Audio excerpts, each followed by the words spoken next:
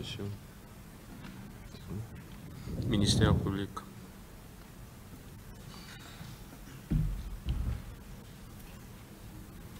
Merci, Monsieur le Président. Honorables assesseurs,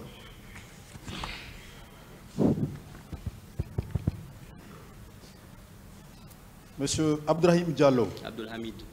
Abdul Hamid. Hamid, oui. Monsieur Abdul Hamid Diallo. Dites-nous, les bérets rouges que vous avez trouvés à la Bellevue, durant votre parcours, vous avez déclaré avoir trouvé des bérets rouges au niveau de la Bellevue. Oui. Étaient-ils nombreux?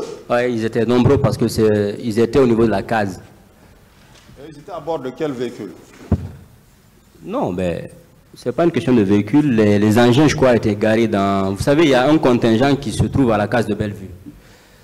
Donc, nous, c'est les bérets rouges physiques qu'on a vus. Les engins n'étaient pas avec eux, mais peut-être que les engins étaient garés dans la cour, on ne sait pas. Mais c'est les bérets rouges et en physique qu'on a trouvé qui tiraient. De votre point de vue, ces bérets rouges-là, est-ce qu'ils avaient l'habitude de stationner à cet endroit? Oui, à un moment donné, bien sûr, oui. Parce que la case, en ce moment, il y avait toujours un petit contingent, mais c'était plus renforcé ce jour-là. Donc, c'était particulièrement renforcé ce jour-là? Bien sûr.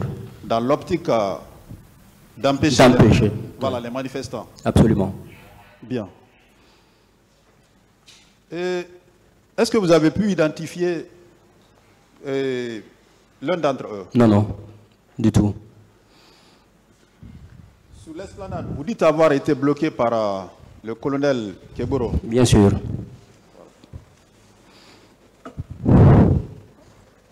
À cet endroit précis, que s'est-il passé? Bon, à cet endroit précis, quand la vague est arrivée, quand moi je suis arrivé à son niveau, parce que j'étais un peu devant, il était à bord des pick-up, il y avait son véhicule, il y avait d'autres véhicules avec ses agents. Il est monté pour juste être identifié, être à la hauteur de la vue de tout le monde. Il nous a dit, écoutez, vous n'allez pas passer ici. On a dit, ben, on va dépasser parce qu'on est venu pour aller au stade. Il dit, non, non, non. Si vous rentrez là-bas, ça va être chaud pour vous. Ça, je me rappelle bien parce que j'étais juste à côté.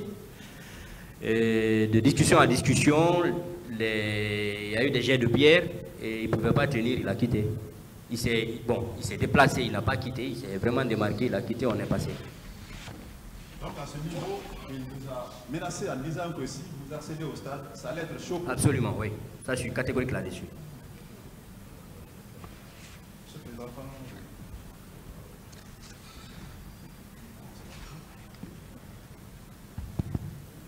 Voilà. Je disais qu'à ce niveau, il a dit que si vous accédez au stade, ça allait être chaud pour vous. Bien sûr. Selon vous, qu'est-ce qu'il voulait? Quel est le message qu'il voulait véhiculer par cette heure? C'est des menaces. C'était juste pour nous empêcher d'aller, et à défaut si on dépasse, qu'on allait vraiment voir ce qu'il nous réservait comme surprise. Et ce qui a été fait d'ailleurs.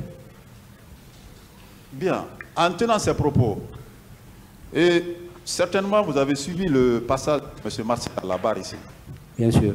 Voilà, qui a été clair que le colonel Keboro était sur le terrain et qu'il était en train de relayer les informations au niveau de capitaine Moussa Dadis Camara. Oui. Est-ce qu'en tenant ces propos, eh bien, M. Diallo, cela ne confirme pas le fait que le colonel Keboro était sur le terrain sur commandement de capitaine Moussa Dadis Camara?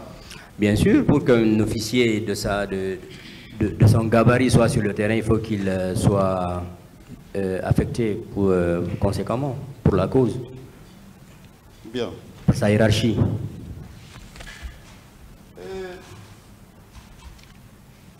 Donc après tous ces obstacles, finalement vous avez pu accéder au stade? Bien sûr. Et à quel moment est-ce que les tirs ont commencé? C'est dans les bandes de 9 heures passées. Je n'avais pas la notion du temps, mais je sais que je suis arrivé dans les 8 heures moins, avec l'ambiance qui se tenait, toutes les tracasseries, et 9 heures passées. 9 heures passées, 10 heures. Aux environs de 9 heures, 10 heures. Oui. Et ceux qui tiraient, ils portaient Quelle tenue? Béret rouge et civil avec des identifiants rouges. Ça, je suis catégorique là-dessus. Parce que quand ils sont rentrés, avant qu'ils ne rentrent, j'ai entendu les tirs. Ils sont rentrés, parce que d'habitude, dans les manifestations, les gens tirent à l'air des tirs de sommation pour disperser les gens. Mais c'est quand j'ai vu des gens tomber à la rentrée de la porte, quand ils sont rentrés sur la pelouse, les gens qui étaient habillés en civil là, avec les identifiants rouges, ils ont commencé à monter sur les gradins. J'ai compris que là c'est sérieux.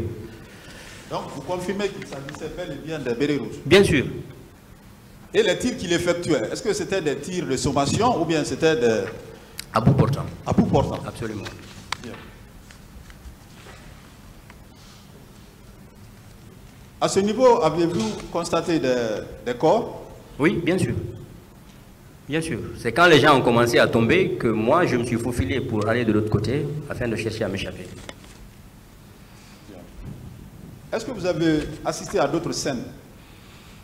C'est-à-dire à part les tirs, vous avez assisté à d'autres scènes comme des scènes de viol ou d'agression sexuelle? Non, non, les viols non, parce que moi, sur tout le trajet que j'ai à faire, les viols, je n'ai pas assisté. Seulement, j'ai eu à observer une scène qui m'a vraiment traumatisé quand on est monté sur la dalle de l'immeuble dont je vous parle. Si vous êtes dans le stade annexe, vous voulez continuer vers la piscine olympique, il y a un bâtiment, même pas il y a un bâtiment qui est là-bas, il y a un béret rouge qui était camouflé quelque part. C'est-à-dire quand tu viens du côté droit en provenance du stade, de la pelouse du stade annexe, tu passes, avant que tu ne passes, tu ne peux pas le voir. Il avait un couteau, alors là il a vraiment blessé des gens. Mais si tu n'es pas sur un toit, tu ne peux pas l'observer. Si par malheur tu as la chance de le voir, c'est que tu es déjà sa victime. Et là, c'est ce qui a d'ailleurs motivé notre groupe à repousser chemin pour arpenter ce cabaret dont je vous parle là, pour monter sur la dalle. Et heureusement, parce que quand le groupe dans lequel j'étais arrivé, les gens qui étaient devant nous, à un moment donné, se sont retournés. Nous, on leur disait d'avancer, mais eux, ils retournaient, ils fuyaient. Bon, on a demandé, il y a quoi? Il dit, il y a quelqu'un qui blesse, il y a quelqu'un qui blesse les gens. Il a un couteau. Nous, on a rebroussé chemin, on est monté sur le toit. C'est en ce moment, j'ai jeté coup d'œil. Effectivement, j'ai vu ce béret rouge qui était là, camouflé, mais tu ne peux pas le voir si tu n'es pas arrivé à son niveau. Donc, vous confirmez que celui qui détenait ce couteau, c'était un béret rouge? Absolument. Aussi. Bien. Et durant votre récit, vous avez dit que vous avez été embarqué au niveau de l'Andrea. Oui. Selon votre indication. Absolument, oui. Voilà, par des gendarmes. Oui. Par des militaires, hein. Par des militaires. C'est pas des gendarmes, par des militaires. Voilà, vous avez dit. Des bérets verts. Qu'ils avaient un chef. Oui. Ce chef-là, vous avez pu l'identifier? Non, non.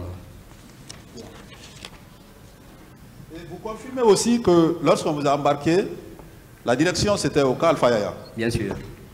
Vous étiez au nombre de combien? 57. 57. Oui. Et arrivé au camp Alpha Yaya, vous avez été dirigé directement au QG du CNDD? Bien sûr. À ce niveau, est-ce que vous avez pu identifier les autorités militaires qui étaient présentes ce jour? Il n'y avait que des bérets rouges habillés en amulette. Et les officiers qui étaient sur les balcons ne pouvaient pas parce qu'il y a une certaine distance. Mais j'ai vu des colonels. Ça, je suis catégorique là-dessus. J'ai vu vraiment des officiers supérieurs qui étaient là, qui avaient les mains comme ça sur les balcons. Ils observaient la scène. Je me suis demandé, mais pourquoi les officiers comme ça, les officiers supérieurs, observaient leurs subordonnés en train de maltraiter leur population? Et la présence de ces officiers supérieurs, comme vous venez de le dire, ne confirme-t-il pas que tout ce qui se passait au stade du 28 septembre était contrôlé par les membres du CNDD? Au plus haut sommet, ça c'est évident. Personne ne peut le nier. Ils ne peuvent même pas le nier, à moins qu'il n'ait la mauvaise volonté et la mauvaise foi. Bien. Et M. Diallo, vous confirmez également avoir subi des exactions dans les locaux de colonel Tcheboro? Bien sûr. Et j'en ai vu d'autres subir aussi. Et ces exactions ont duré combien de jours? Bon, moi, on est arrivé là-bas dans la journée, on a passé la nuit. Le lendemain, très tôt, on m'a libéré. Mais il y avait d'autres qui sont restés. D'autres qui sont restés. Donc vous avez passé une journée? Une journée, oui. Personnellement, qu'est-ce que vous avez subi? Moi, j'ai subi des préjudices moraux et physiques. Parce que, à partir du stade, moralement, j'ai été torturé. Tout ce que j'ai vécu, ça c'est une torture morale, jusqu'au niveau du camp. Et les coups que j'ai reçus au camp, ça c'est... Fermez les téléphones, s'il vous plaît. Ça c'est une atteinte physique. Voilà.